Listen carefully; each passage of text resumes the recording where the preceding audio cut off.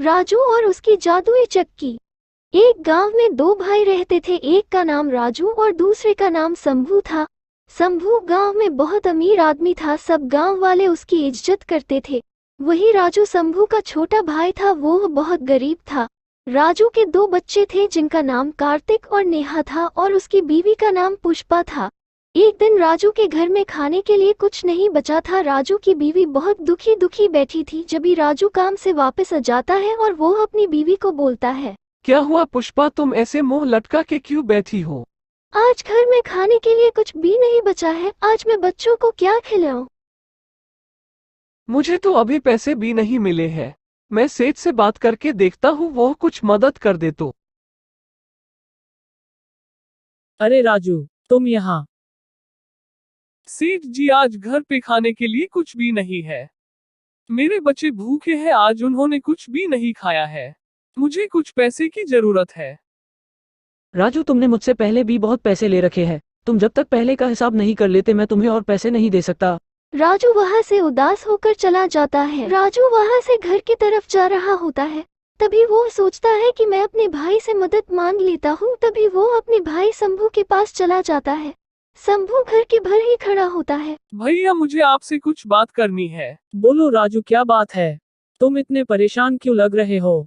चलो अंदर चलते हैं, शंभू बोलता है। बोलो राजू, क्या बात है? भैया, आज घर में खाने के लिए कुछ भी नहीं है। बच्चे भूखे हैं, क्या आप मुझे कुछ पैसे दे सकते हैं? मैं कुछ दिन में लौटा दूंगा। ये कैसी बात कर रहे हो राजू? रुको, मैं आता हूँ। क्या करने आया है ये यहाँ? इसको कुछ पैसे की जरूरत है, इसलिए पैसे मांगने आया है।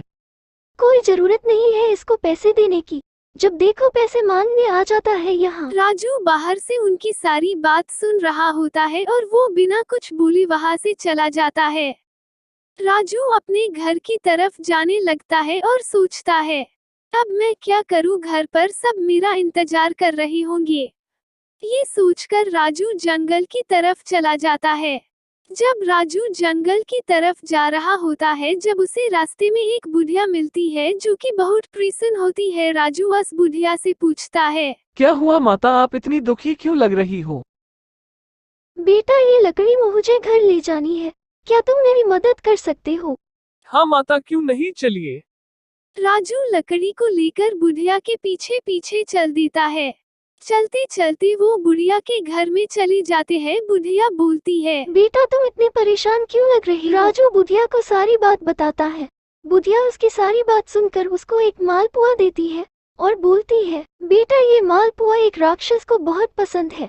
तुम इसे पहाड़ी के पीछे जो गुफा है वहाँ लेके जाओ। जब राक्षस तुमसे से मालपुआ मांगे तो उसको बोलना तुम मुझे इसके बदले चक्की दे दो। राजू गुफा में चला जाता है और उसे वो राक्षस मिल जाता है। राक्षस बोलता है, कौन हो तुम? जब भी राक्षस को मालपुए की खुशबू आती हो और वो बोलता है, मुझे ये मालपुआ दे दो और इसके बदले तुम्हें जो चाहिए वो ले लो। राजू राक्षस से जादुई चक्की मांग लेता है और राक्षस मान जाता है और राजू को बोलता है, ये एक जादुई चक्की है।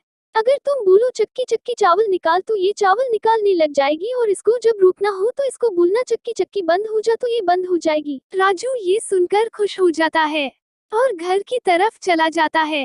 घर पहुंचते ही पुष्पा बोलती है, कहाँ पे चले गए थे? हम तुम्हारा कब से इंतजार कर रहे हैं। राजू पुष्पा को सारी बात बताता है। फिर वो सब चक्की को रख कर बोलते हैं, चक्की चक्की चावल निकाल। चक्की से चावल निकलने लगते हैं। फिर राजू बोलता है, चक्की चक्की दाल निकाल। फिर राजू चक्की को बोलता है, चक्की चक्की बंद हो जा। चक्की बंद हो जाती है। उस दिन राजू के परिवार ने भरपेट खाना खाया और सो गए। अगली सुबह राजू ने बचे हुए चावल और दाल गाड़ी में डाल बाजार में बेच आया। राजू रोज ऐसा करता, कभी चावल दाल गेहूं अन्य अन्य प्रकार का सामान निकल कर बाजार में बेच आया। ऐसे करते करते रख बहुत अमीर बन गया।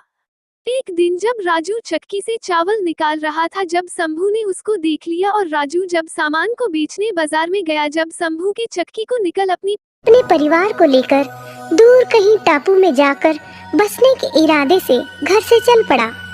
समुद्र किनारे पहुंचकर उसने एक नाव खरीदी। सभी उसमें बैठ गए और नाव में बैठकर टापू की ओर चल दिए।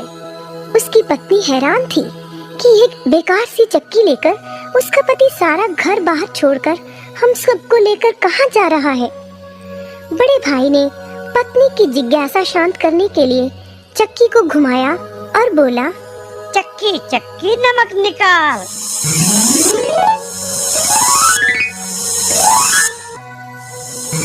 बस फिर क्या था, नमक का ढेर नाव में लगना शुरू हो गया और नाव डूबने लगी।